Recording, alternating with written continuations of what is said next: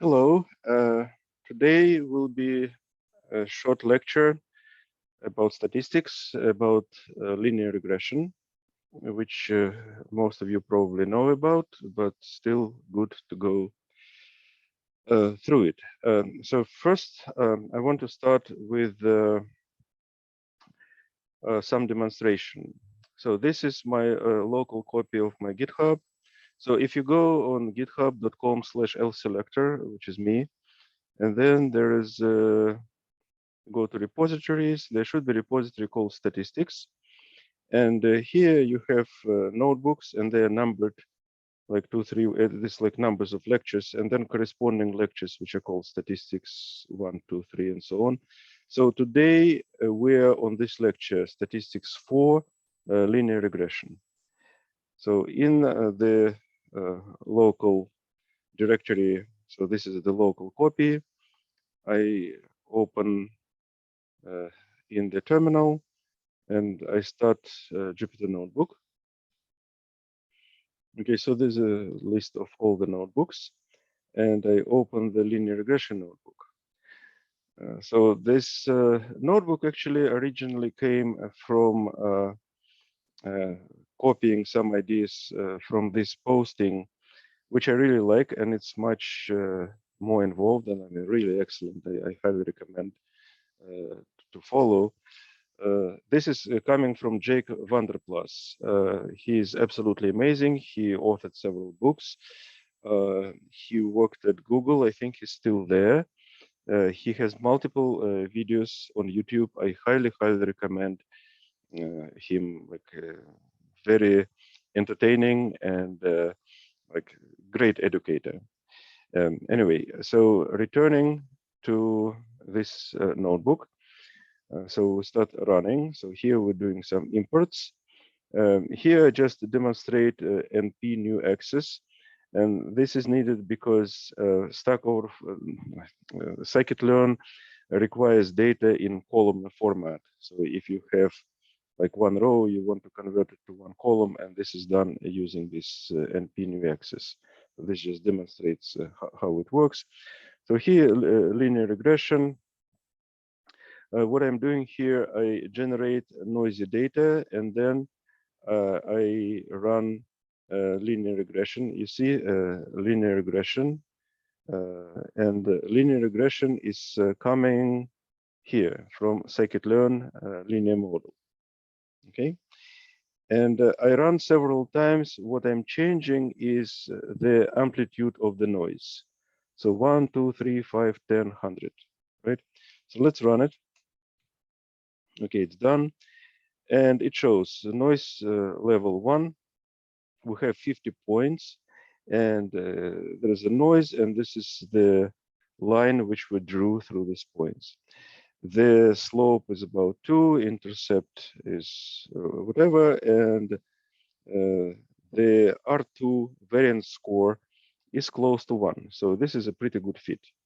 As we increase the noise, you see what will happen. Slope, it still estimates around 2. The slope actually is here. So in actuality, the original curve had slope 2 plus some noise, right? But you see that R² variance score goes down, and then more noise, it goes even lower, it goes even lower, and become very low, and eventually it goes to 0. So that means that you can draw the line with any slope you want. It will be about the same, right? So doing regression in this situation is pointless. I also provide here another demo, which is polynomial fit. So get the curve which is not straight and fit it using a polynomial fit function. So where is it? Here. No, and P polyfit. Okay. So this is the demonstration which I wanted to give you. And now let's go to, let's close this and go to the PowerPoint. Okay, I'll close this one. Okay, so linear regression. The linear function for one variable, like y equal ax plus b, a is called slope, and b is where we intercept the y-axis, is called intercept. So slope at the interface define this straight line. If we have some random points, the goal of linear regression is to draw the line, which is to find these numbers a and b, so that this line best fit those points.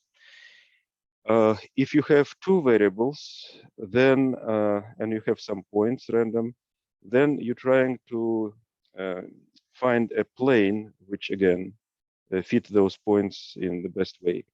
You may have more than two independent variables. You can have many of them, maybe 100, maybe more. So then we'll have multidimensional linear regression in multidimensional space. Linear regression, I want to talk about Carl Pearson because he contributed a lot with his name associated the Pearson correlation, R. And so Pearson created a department of statistics in London, in College of London or College of England, not sure what it's called, but it's a huge college and a big department, and he authored more than 600 scientific publications. Absolutely amazing person. You will find his name in many different places. Note his name starts with K, and this is because he got his education in Germany. And at some point, some documents, it is Carl with K, and some it's with C, but mostly it's K. So Carl Pearson.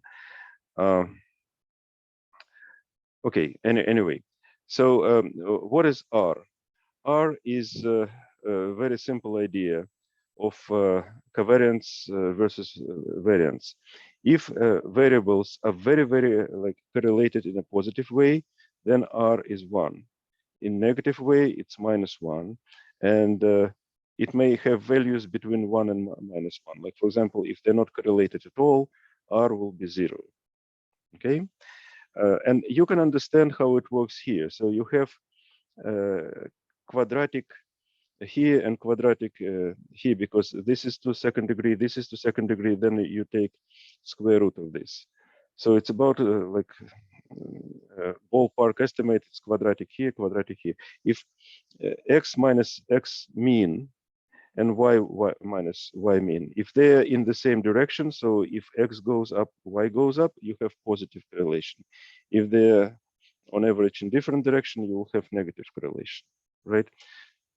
So this is a formula, very simple formula, exists for a long time. And what I've shown you on the demo before is R², which is simply a square of R. And R² is very useful parameter. It tells you if correlation works well or not. You always need to eyeball your data because, well, in this case, it makes sense to do correlation. It will be positive correlation, although not very strongly. This is better. This, of course, is excellent candidate to do the correlation. This is negative correlation. You see the error. This is completely not correlated, so you should not use correlation. This, well, it looks like it's not straight line, so you should use probably some other fitting, some other model. Okay, a little bit more math related to the same thing. So here I talk about R squared, like big R usually used, but it's actually just square of Pearson correlation coefficient. And okay, there are some Wikipedia articles. So what we are trying to do, if we have y sub I, these are our data, our experimental points, let's say. For each x, we have y, and we're trying to find coefficients beta 0 and beta 1, or a and b, whatever. But this is more generic because people use like beta 0, beta 1, and if it's more coefficients like beta 2, beta 3, and so on. And we need to find those coefficients which will minimize this sum. And the way to do it, you say, okay, we'll look for it in two-dimensional space. And if we find the minimum, then the derivative of this by beta 0 or by beta 1 should be 0, right? In the minimum, the derivative should be 0. So if you write this and then you make some simple like algebraic changes, you'll come to these formulas for the slope, and then you can calculate intercept through the slope. You can do this exercise yourself. You can Google for it.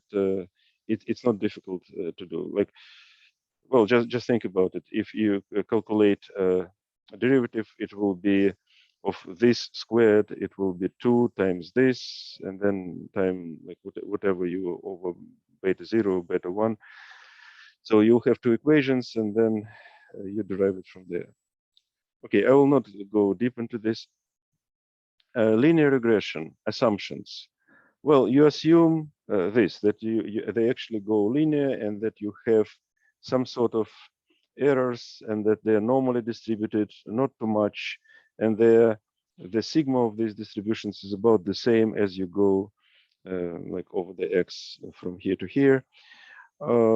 Like this situation, which is called heteroscedasticity, like you have narrow here and wide here. Of course, this is not good candidate for linear regression. Something else is going on here. This is also not a good candidate, right?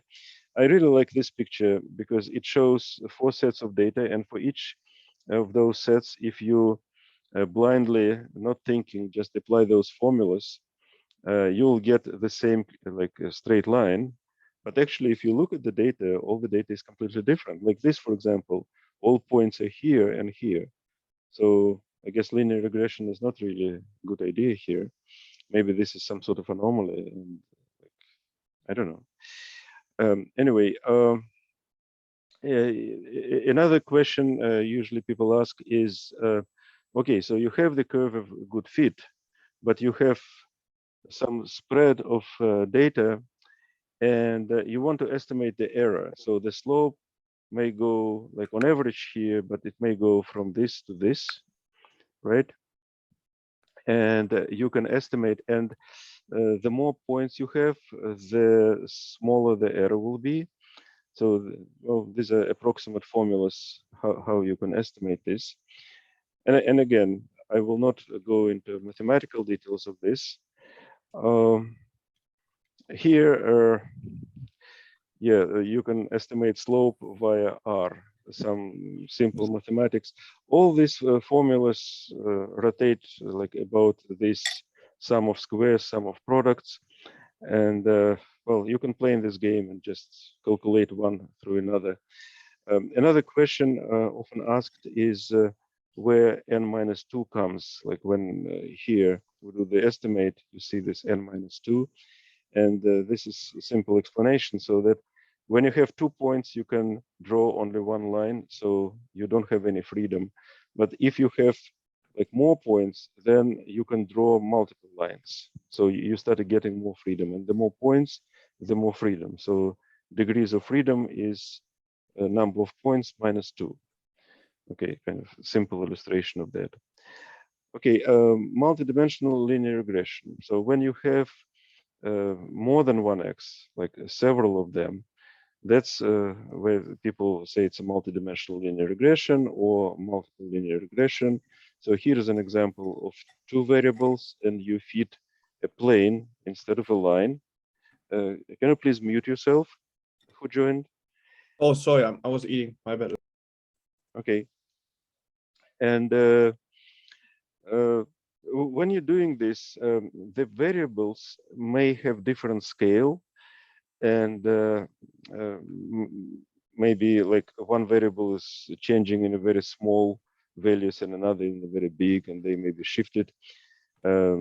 So what do you do? Do you need to center your data, or do you need to scale your data? And the answer is, well, it depends. From purely mathematical point of view, it doesn't matter. But practically, well, if you center things, it's easier to look at them. And if you scale, then the algorithm, all algorithms usually have finite precision, right? And it's difficult to deal with two values which have drastically different values, right? So, I mean, it's your call depending on the data. Like strictly mathematically, it should not matter. Practically, scaling actually may help, but then you need to remember to scale back like after you get the result. So centering scaling does not affect your statistical inference. P-values will be the same. So there are some benefits of centering scaling when creating composite feature, when using principal component analysis, creating power terms. Convergence is faster using gradient descent if you properly scale them. Algorithmic stability, especially when using power terms. Okay, fine. So you don't have to always scale, but if things like differ by 10, 20, 100 times, then probably it's a good idea to do the scaling. Multicollinearity. Well, multicollinearity is when you have several axes, like you have the multidimensional situation, and two or more of them change in a similar way, so they correlate. Like, for example, you're trying to predict lawyer's salary based on years of experience and age. But actually, these two things, years of experience and age, they are correlated, right? Usually. So what may happen is the following. Suppose you fit the model and you got some coefficients, beta 0, beta 1, beta 2. And then, let me make it both like big. But what you will find that because, like, let's say both years and age go up, right? From person to person. So it like, and they come with some coefficients. You can maybe decrease this one and increase this one, and you overall get the same salary, right? So there are many solutions, many sets of coefficients which behave in about the same way, and they all are solutions. So your solution becomes unstable. It's not just one solution. There are a whole bunch of solutions, which is not pleasant. Okay, and oops. So this is a very well-known problem, and you can resolve it. Like, for example, instead of using years and age, you can make one feature which will be, I don't know, maybe some of them, and another will be a difference between them. Then you will have two features, but now they're not correlated, and the method will become stable. Also note that depending on the library, like when you're finding solution using gradient descent or whatever, if they are highly correlated, the method may simply fail. So it will not even find you the fit. It will fail with error. So multicollinearity doesn't reduce the predictive power of, or reliability of the model as a whole. It only affects calculations regarding individual predictions. So instead of just one point, you get like an area of points. And in fact, this area can go to infinity, as I show you on next slide. So remedies to multicollinearity problem. So one is just leave the model as is despite multicollinearity. It will still work. It's just that if you're using one method, like in Excel, you have one set of coefficients. You use some other library, you'll get different set of coefficients. So it's whatever. Try dropping one of the variables, see if coefficients other will change, and maybe you can just remove duplicates. Combine the correlated variables. That's what I suggested. Plus two features, you add them or subtract them, and remove the original features. Do not add dummy variables which could cause multicollinearity. Well, just keep your eye on this. Try subsets of training data, watch how stable their coefficients are. Get more data, thus get better estimates. Mean center the predictive variables, generating polynomial terms, interaction terms can cause some non-clarity otherwise. Standardize your independent variables. Okay, it has also been suggested that using Shapley value, the game theory tools model could account for the effects of multicollinearity. Okay, don't know what it is. Ridge regression or principal component regression or partial least squares regression can be used. I'll talk about it in the next slide. If the correlated explanators are different lagged values of some underlying explanator, then a distributed lag technique can be used, imposing general structure on the relative values of the coefficients to be estimated. Okay, I copy pasted it from somewhere. I actually don't understand exactly what it means, but okay. Next slide. This actually is very important slide and really important to understand. So this again, multiple regression, and suppose we have ordinary linear squared regression. When people say OLS, all they mean is that instead of using some sort of complicated gradient descent, they just use some straight formulas. Although maybe sometimes they use gradient descent, actually, not sure. But this is common. If you go to many libraries, they don't have linear regression function, but they have OLS. So OLS is just ordinary linear squared. And so this is just linear regression. Okay, and suppose we have two parameters, x1 and x2, and they are not orthogonal. In fact, they are highly correlated, right?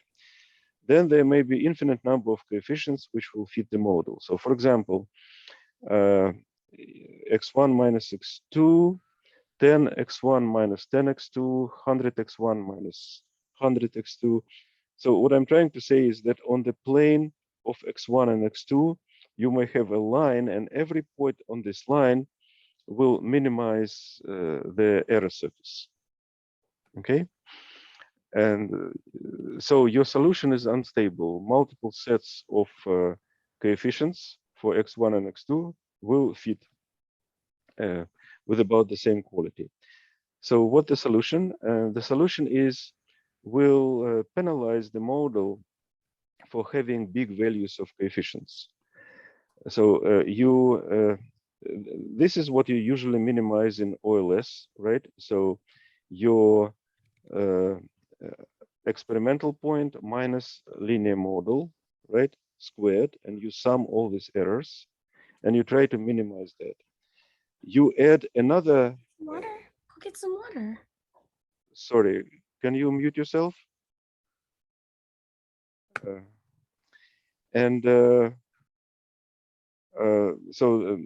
This is a regularization factor. So for every dimension, we add this parameter, and it has this lambda coefficient, and we select it.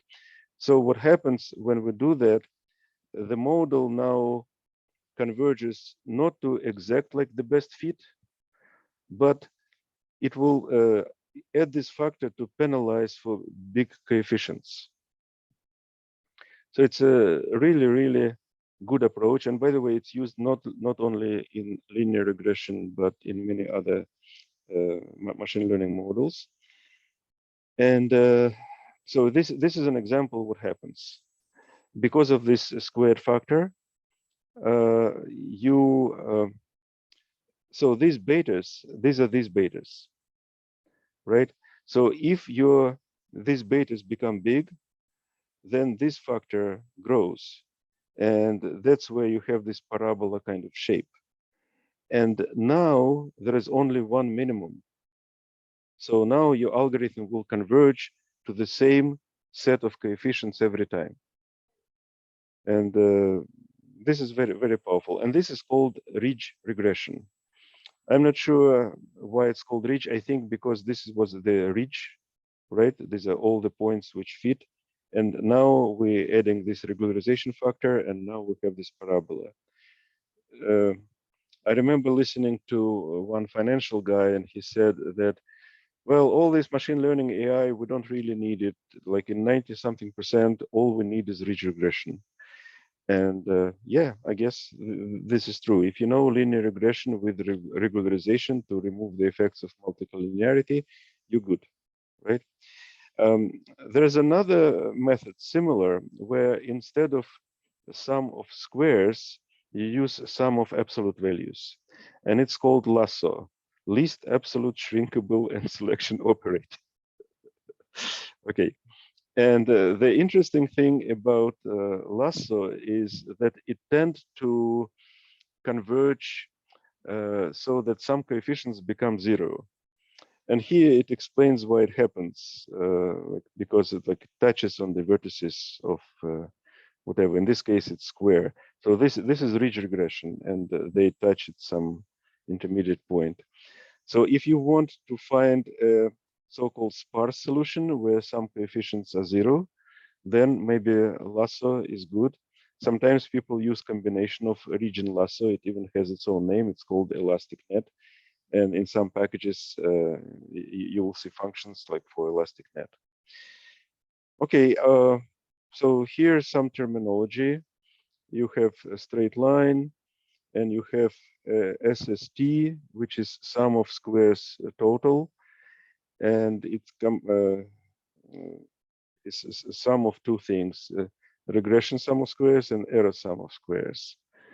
Okay, usually in when people do linear regression and they want to test their hypothesis if this straight line fit, they select as a null hypothesis that there is actually no fit, no slope. Like your null hypothesis is just horizontal line, and you want to prove that your best fit actually fits better than horizontal line. If you go to Excel or any library and you run your fit, you will get a whole bunch of numbers. Of course, you will get your coefficients, you will get errors of those coefficients, you'll get t-value, like p-value, and so on. And there is also like f distribution. Again, I will not go through this. I mean, it's too much for this introductory type of lecture. But F distribution, I want to say a few words of where it's coming from. So at the beginning, I mentioned Carl Pearson, who created the statistics department. But then when he died in 1936, after him, Ronald Fisher became the head of this department. And Fisher is famous for creating F distribution. And this is analysis of variance. So if you have two sets of data and they have variances, and you want to compare these variances and to answer the question if the variances are the same or not, this is where F distribution is coming. We will cover it separately in a different lecture because it's very important. There is a thing called ANOVA, which is analysis of variances, analysis of variance. Okay, and the last point I want to make today is that when you doing linear regression, the data actually doesn't have to be like float numbers. It may be numbers like 0 or 1s, and it still will work. And it can be used in some strange situations. Like, for example, here, it is used to do prediction. So you have some time series which changes, it has some seasonality, and you see the linear model applied. It's a multiple linear regression, so you have multiple columns, and you add here, like, is it a Q2? Yes, here, but Q3 here, Q4 here. So you see how, okay, so we have here quarters, you have here sales, and so on. And you make linear regression based on this multi-column data, and it is able to do like pretty complicated prediction going forward. Quite interesting. So what I want to say that linear regression, people say, oh, it's so simple, you just draw a line through points. Yes, but you need to know about this gotchas about multicollinearity. You need to know about ridge regression, these regularization factors.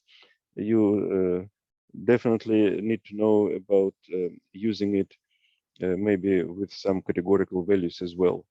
So it's actually quite interesting topic. Okay, I think I'm finished for today, so I will stop recording.